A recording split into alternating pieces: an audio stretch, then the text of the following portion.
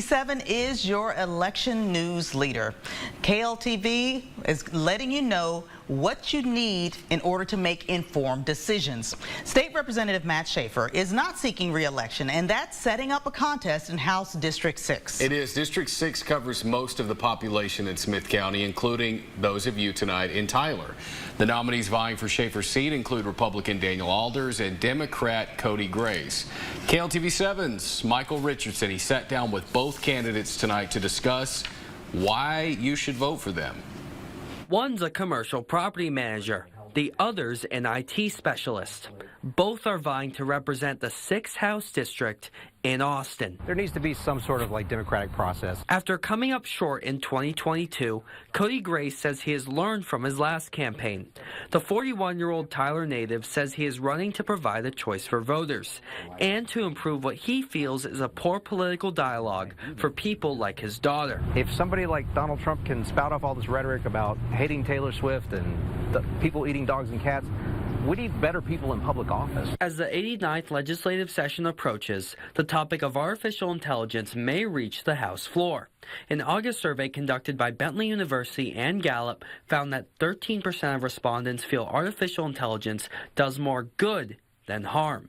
Grace has worked in the tech field for 2 decades and feels there needs to be some restrictions on AI. There has to be regulations on data brokers. There has to be regulations on the way data is captured and sold, because that is being used to train these AI models. If elected, Grace says his biggest priorities are abortion access and public education. I think this next legislative cycle is going to be about education. He feels school vouchers would not benefit Texans, calling them unaccountable. The idea of taking public funds, kind of skimming off the top and giving those to private institutions that are unaccountable, I think that's fundamentally wrong.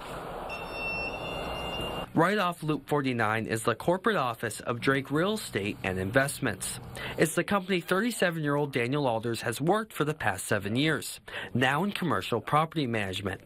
Inside his office is a picture of him alongside Senator Ted Cruz, whom Alders previously worked for as his East Texas regional director. This is command central for me. A 7th-generation East Texan, his priorities if elected include securing the southern border, reforming property taxes, and empowering Texas parents.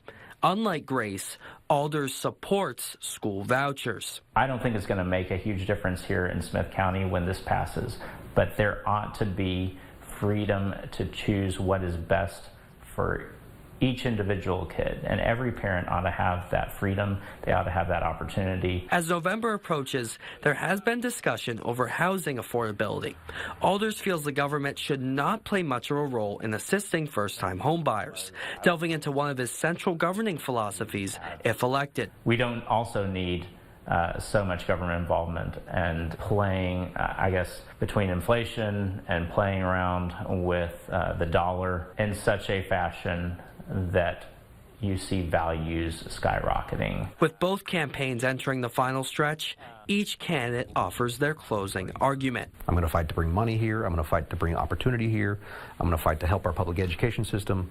And I'm going to fight for everybody watching this broadcast. Texans ought to be able to earn a living, ought to be able to raise a family, go to church, and do so with complete freedom. Both nominees have 35 days left to make their case to voters.